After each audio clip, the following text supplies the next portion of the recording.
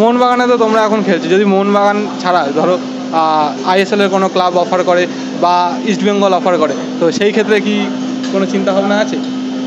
না, সেই বিষয়ে এখনো সেরকম কোনো ভেবে দেখিনি, এখন দেখা যায় ভবিষ্যতে কী হয়। এখন তো দেখতেই পেলে সৌরভ দাসকে যখন জিজ্ঞেস করা হয়েছিল একটু হেজিটেট করছিল নতুন কোনো অফার আছে কি নেই এই নিয়ে।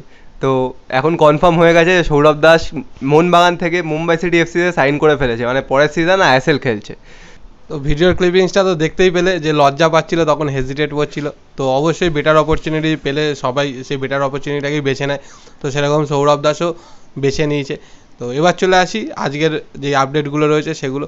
কিছুদিন আগের একটা ভিডিওতে আমরা বলেছিলাম যে আইএফএর তরফ থেকে একটা ফ্র্যাঞ্চাইজি লিগ শুরু করা হচ্ছে ইন্ডিয়ার, মানে বেঙ্গল থেকে ইয়ং ট্যালেন্ট তুলে আনার জন্য যতগুলো ডিস্ট্রিক্ট রয়েছে ততগুলো ডিস্ট্রিক্ট থেকে প্রত্যেকটা ডিস্ট্রিক্ট থেকে একটা করে টিম আসবে। এবং তাতে শোনা গেছিলো এবং আমরাও বলেছিলাম যে মেহতাব হোসেন, মনোজ তিওয়ারি এরকম অনেক ব্যক্তিত্ব আছেন যারা টিম কিনতে পারে।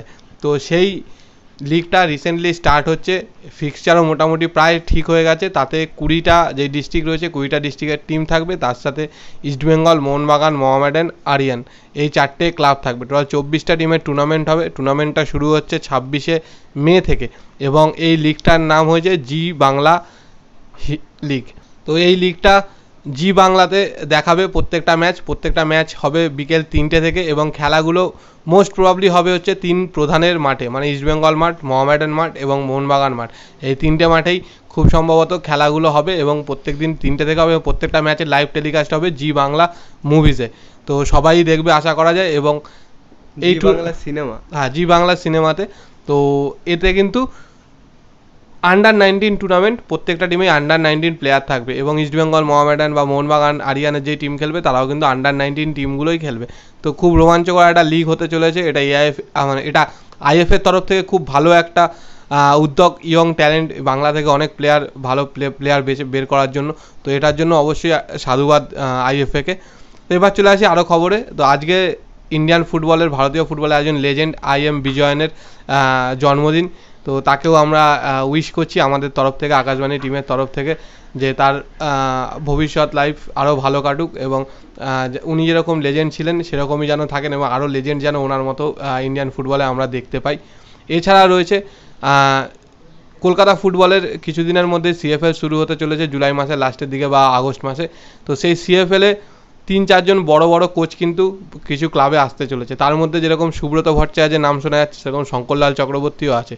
তো শোনা যাচ্ছে সুব্রত ভট্টাচার্য খুব সম্ভবত মোহামেডানের কোচ হতে চলেছে, শঙ্করলাল চক্রবর্তী খুব সম্ভবত ভবানীপুর ক্লাবের কোচ হতে চলেছে এবং আর্মান্ডো কোলাসো ওনাকেও শোনা যাচ্ছে সারদান সমিতির কোচ হতে চলেছেন।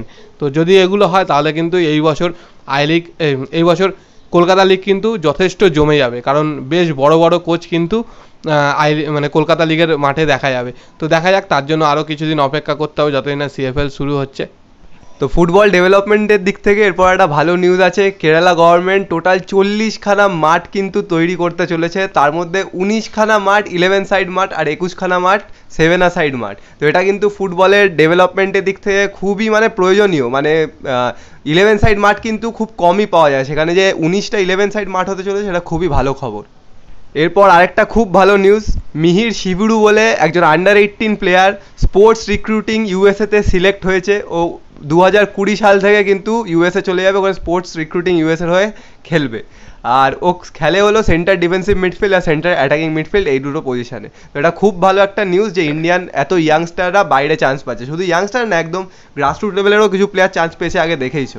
আর মিহির শিবিরু কিন্তু DSK শিবাজিয়ান্সের একাডেমির প্রোডাক্ট। তো এরপরে আজকের মতো শেষ খবর যেটা দেবো সেটা হচ্ছে, আমরা বলেছিলাম যে জুনিয়র হিরো ওমেন্স লিগ হচ্ছে, সেই লিগের আমরা বলেছিলাম কোয়ার্টার ফাইনাল রাউন্ডে আগের দিন 4টে টিম উঠেছে।